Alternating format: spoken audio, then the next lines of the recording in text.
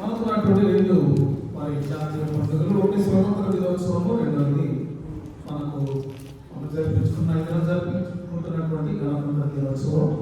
కాబట్టి 77వ గణతంత్ర దినోత్సవ శుభాకాంక్షలు శుభాలు మీ అందరికీ నేను తెలియజేస్తూ ఉన్నాను. ప్రతిగా కొన్ని మాటలు ఈ సందర్భంగా మనం జ్ఞాపకం చేసుకుంటాం.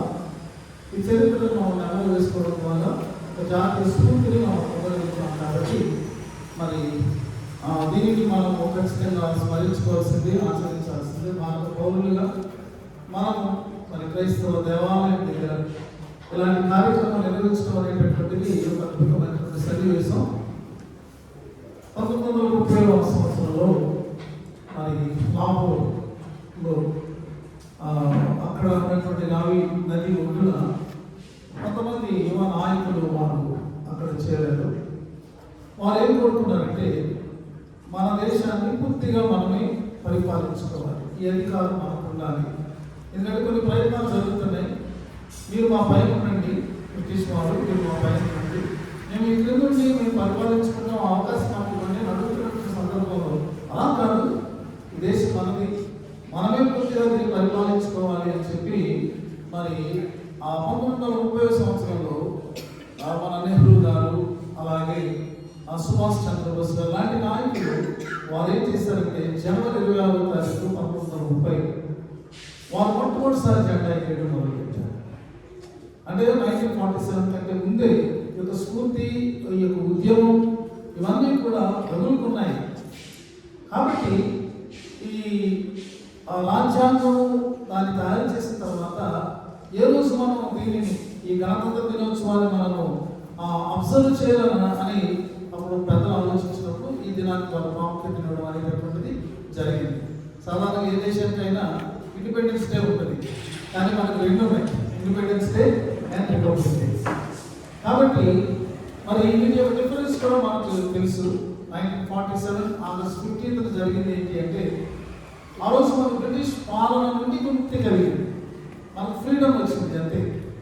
అయితే మన దేశాన్ని ఎలా నడిపించుకోవాలి, ఎలాంటి రూల్స్ ఉండాలి, ఈ వివిధమైనటువంటి మతాలు, వివిధమైనటువంటి మరి భాషలు, వివిధమైనటువంటి సంస్కృతులు ఉన్నటువంటి ఒక పెద్ద దేశాన్ని ఎలా పాలించాలి, అందరూ ఒకే టైప్ అయితే ఆ రూల్స్ వేరుగా ఉంటాయి. కానీ మనకి ఇన్ని రకాలైన తర్వాత వర్గ వ్యవస్థ మనకు, కుల వ్యవస్థ మనకు, వీటన్నింటినీ కూడా సమాయత్తం చేసి ఎవరికి ఏ విధమైన అన్యాయం లేకుండా చక్కగా ఈ దేశాన్ని మరి మనం గైడ్ చేయాలి. దానికి తగినటువంటి నియమావళి ఉండాలి, రాజ్యాంగం ఉండాలని చెప్పి ఆలోచించి 1948లో మరి యొక్క కమిటీ అది ఏర్పాటు చేయబడింది. 1947లో మనకు స్వతంత్రం వస్తే 48లోనే ఈ కమిటీని వారు ఫామ్ చేశారు. డాక్టర్ బాబాసాహెబ్ అంబేద్కర్ గారు దానికి నాయకత్వం వహించి ఎన్నో మీటింగ్స్ వారు చేసుకుని, ఎన్నో మరి చర్చలు చేసి, వాదోపవాదాలు చేసి, అనేక ఇతర దేశాలలో ఉన్నటువంటి రాజ్యాంగాలను పరిశీలన చేసి వాటికి స్ఫూర్తిని పొంది మనకు ఒక ఉత్తమమైనటువంటి రాజ్యాంగాన్ని వారు తయారు చేశారు. మరి ఇంకా రాజ్యాంగం ఉన్నటువంటి దేశం ఏది లేదట, భారతదేశమే మరి ఇంత ఎక్కువ రాజ్యాంగాన్ని కలిగి ఉన్నటువంటిదిగా ఉంది. అయితే మన రాజ్యాంగాన్ని మనం చూసినప్పుడు అది ప్రజలందరి విషయంలో కూడా ఎంతో న్యాయసమ్మతమైనటువంటిదిగా, సమానత్వాన్ని ఇచ్చేటటువంటిదిగా, సమాన హక్కులు కలిగించినటువంటి రాజ్యాంగంగా మనం చూస్తాం. కాబట్టి ఈ యొక్క మరి ఇంత ఆలోచన శక్తి, ఇంత మేధా సంపత్తితో తయారు చేసినటువంటి నాయకులను, ముఖ్యంగా అంబేద్కర్ గారిని, వారి సహచరులను మనం జ్ఞాపకం చేసుకుంటూ మరి ప్రశంసిస్తూ మనం వారి బట్టి దేవుడికి పొందడానికి చెల్లిస్తున్నాం. ఇందులో మనం చదువుతున్న వాక్యంలో మనకు ఆదేశించబడినటువంటిది ఏంటి, మన క్రైస్తవుల్లో ఆదేశించబడింది ఏంటి అంటే, మనం సంపూర్ణ భక్తి, మాన్యత కలిగి నెమ్మదిగాను సుఖముగాను బ్రతికల మితం అన్నిటికంటే ముఖ్యంగా మనుషులందరి కొరకు, రాజుల కొరకు, అధికారుల కొరకు విజ్ఞాపనలు, ప్రార్థనలు, యాచనలు, కృతజ్ఞతాస్తుతులు చేయబడిన హెచ్చరించున్నాం. మనము ఉత్తమమైన పౌరులుగా జీవిస్తూ మన ప్రజలందరి కొరకు, వారి క్షేమం కొరకు, వారి ఆరోగ్యం కొరకు, మన దేశ అభివృద్ధి కొరకు మనం ప్రార్థన చేయాలని మనము మరి దేవుని వాక్యం నుండి ఆదేశించబడుతున్నాం. మన దేశంలో మనం జ్ఞాపకం చేసుకునేటటువంటి ఒక ముఖ్యమైనటువంటి వ్యక్తి రవీంద్రనాథ్ ఠాగూర్. ఆయన మరి బెంగాలీ దేశానికి చెందినటువంటి ఆయన చాలా చక్కని కవి, దేశభక్తి కలిగినటువంటి వాడు. మరి ఆయన రచించిన ఈ యొక్క జాతీయ గీతాన్ని మనం ప్రతిసారి పాడుతున్నాం. ఆయన గీతాంజలి అనేటటువంటి ఒక పుస్తకాన్ని రాశారు. అవన్నీ కూడా పోయిమ్స్తో నిండినటువంటివి. అవి చాలా స్పిరిచువల్గా కూడా ఉంటాయి. మరి దానికి ఆయనకు 1913లో నోబెల్ ప్రైజ్ రావడం జరిగింది. ఆయన కూడా ప్రార్థన రాశారు. ఆ ప్రార్థన మనకు కూడా స్ఫూర్తిదాయకంగా ఉంటుంది. ఆయన కోరుకుంటున్నటువంటి ఆయన మనస్సులో హృదయంలో ఉన్నటువంటి ఆశ ఏంటి అంటే ఈ రీతిగా ఉంటుంది. Where the mind is without fear, ఎక్కడ మనస్సు నిర్భయంగా ఉంటుందో. Where the head is held high, ఎక్కడ తల ఎత్తుకోనే పరిస్థితి ఉంటుందో. Where the knowledge is free, ఎక్కడ జ్ఞానము విరివిగా లభ్యమవుతుందో. Where the world has not been broken up into fragments, ఎక్కడ సంకుచిత అడ్డుగోడలతో ప్రపంచం ముక్కలు కాకుండా ఉంటుందో.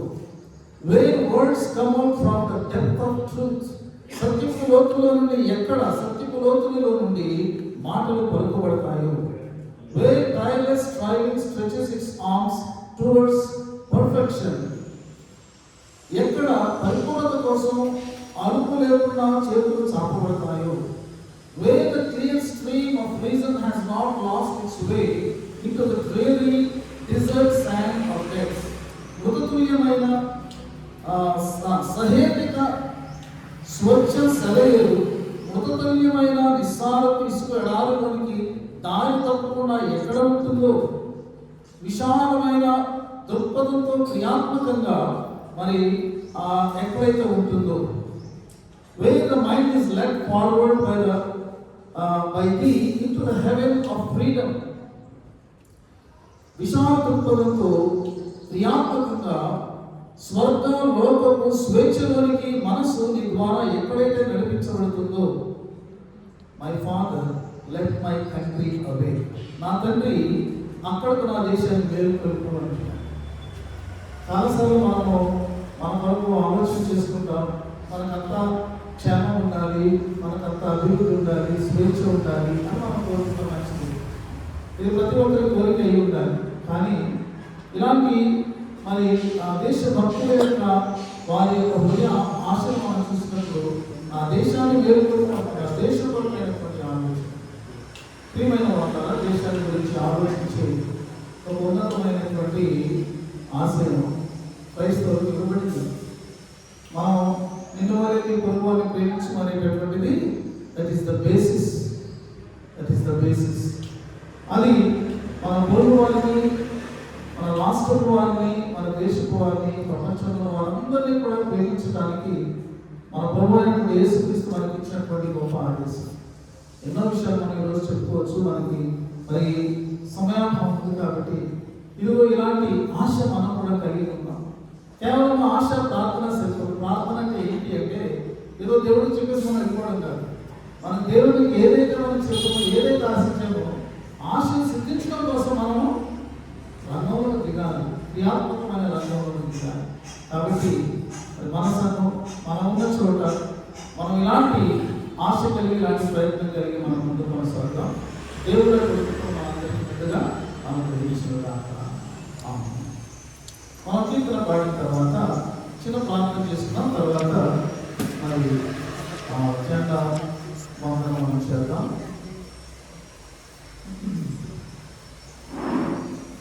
608వ కీర్తన దేశ సేవ చేసి దేవదాసులే భక్తి బిడ్డలలో. 608వ కీర్తన మన కీర్తన పుస్తకం.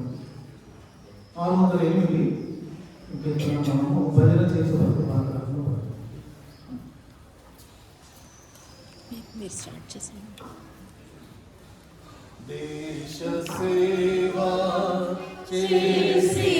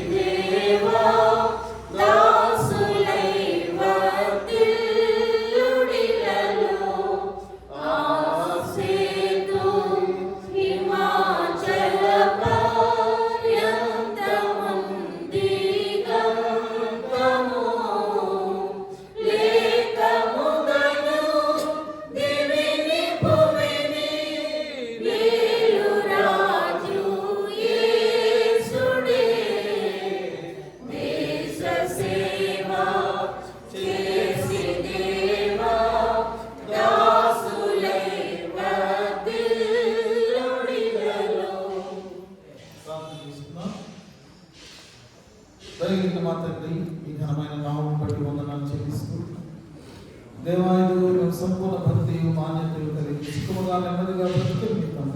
ఏమి చేయాలో మీరు మాకు చెప్పారు. మా దేశం కోసం మేము ప్రార్థన చేయాలి. ఆయన ప్రజలందరి క్షేమం కొరకు, వారి యొక్క సమాధానం కొరకు, వారికి న్యాయం జరిగేంత కొరకు ఆయన మేము ప్రార్థన చేయాలి. అలాగే ఆయన దాని కొరకు మేము కూడా ప్రయత్నం చేయాలి. ఎక్కడ మనుషులు స్వేచ్ఛగా మనసులో నుండి స్వేచ్ఛగా జీవించగలరు, ఎక్కడ న్యాయం ఉంటుందో, ఎక్కడ ప్రజలు తమ తల ఎత్తుకుని వారు జీవించగలుగుతారు అనేటటువంటి మాటలు జ్ఞాపకం చేసుకున్నాం. కాబట్టి దాని కొరకైనటువంటి ప్రయత్నాలు మీరు చేయడానికి సహాయం చేయండి. అలాగే ప్రభువా, మా దేశ రాష్ట్రపతి నాయన ద్రౌపది ముర్ము గారిని జ్ఞాపకం చేసుకుంటున్నాం. ప్రధానమంత్రి నరేంద్ర మోడీ గారిని జ్ఞాపకం చేసుకుంటున్నాం. అలాగే మంత్రులందరినీ ఆయన ఇదిగో మరి పార్లమెంట్ సభ్యులను మేము జ్ఞాపకం చేసుకుంటున్నాం. అలాగే ఆయన మా రాష్ట్ర ఆయన ముఖ్యమంత్రి రేవంత్ రెడ్డి గారిని, అలాగే శాసనసభ సభ్యులందరినీ జ్ఞాపకం చేసుకుంటున్నాం. దేవాయుడు దేశాన్ని ఆయన నిజమైనటువంటి స్వేచ్ఛలోనికి వారు నడిపించడానికి, ప్రజలందరికీ కూడా న్యాయాన్ని చేయడానికి, ప్రజలందరినీ సమాన దృష్టితో వారు చూడగలగడానికి వారికి కావాల్సినటువంటి కృపను, జ్ఞానం, మార్గదర్శకత్వాన్ని మీరు అనుగ్రహించండి. మీ భద్రతను వారికి ఇవ్వండి. నాయనకు సరైనటువంటి శాసనాలు చేయగలిగేటువంటి కృపను అనుగ్రహించండి. అలాగే దేశ ప్రజలందరూ ప్రభావం నాయన ఏ విధమైనటువంటి అంతర్గత కలహాలకు తామివ్వకుండా ఇదిగో మేమందరం ఒక జాతి వారు, మేమందరం భారత దేశ కుటుంబానికి చెందిన వారని, అన్నదమ్ముల వల్ల అక్క చెల్లెళ్ళ వల్ల ప్రభావం ఆయన ప్రేమానుభావాలతో ఒకరికొకరు సహాయం చేసుకుంటూ, ఒకరికొకరు నాయన మరి ఒకరి పట్ల ఒకరు ప్రేమ కలిగిన వారుగా ఆయన ఉత్తమమైన పౌరులు ఉండడానికి సహాయం దయచేయండి. ఆయన దేశం మాకు ఏ చట్టాన్ని ఇచ్చిందో అందులో ఉన్న హక్కులను మేము అనుభవిస్తూ, అందులో ఉన్న విధులను ప్రభావం మేము పాటించడానికి ప్రతి ఒక్కరికి ఆయన ఆ విధమైనటువంటి మేలుకొలుపుని దయచేయమని వేడుకుంటున్నాం. ఆయన మరి యొక్క దేశంలో భాగంగా మా సంఘం ఉంటూ ఉండగా తండ్రి, ఆయన మా సంఘం మాదిరికరమైనటువంటిదిగా ఆయన మా యొక్క దేశభక్తిని చూపుటలోను, ఆయన దేశభక్తిని కలిగి జీవించడంలో ఎలా ఉన్నారు, ఆయన మేము మా ప్రవర్తనలో చూపగలిగినట్లు మీరు సహాయం చేయమని ప్రార్థన చేస్తున్నాం. దేవాయలు మా ఆలయం చుట్టూ ఉన్న ప్రతి కుటుంబం కొరకు మేము ప్రార్థన చేస్తున్నాం. వారి ఆరోగ్యం కొరకు, వారి క్షేమం కొరకు, వారి సంతోషం కొరకు, వారి యొక్క అభివృద్ధి కొరకు మేము ప్రార్థన చేస్తున్నాం. ప్రియమైన తండ్రి, ఇదిగో ఈ లోకంలో ఈ దేశంలో మేము జీవించినంత కాలం ప్రభావం ఆయన ఉత్తమమైనటువంటి పౌరులుగా మీ సాక్షులుగా వాటిని మాటలు దయచేయమని యేసు క్రీస్తు పవిత్ర నామంలో ప్రార్థించి వేడుకొంచున్నాము తండ్రి. మరి సమయంలో మనం ఈ యొక్క అన్ఫోల్డింగ్ ఫ్లాగ్ మనం చేస్తాము. మరి మన మధ్య ఉన్న పెద్దలు శ్రీ మనోరంజన్ గారు ఈ యొక్క జెండాను అన్ఫోల్డ్ చేయడానికి వాళ్ళు కోరుతున్నాం. మరి ప్రసన్న కుమార్ గారు వారికి అసిస్ట్ చేయాలని కోరుతున్నాం. ఈ యొక్క అన్ఫోల్డింగ్ ద ఫ్లాగ్ అవగానే మనం కూడా కలిసి జరగడం మనం పాడతాం. తర్వాత శ్రీలంక గారు మనకు చెప్పడానికి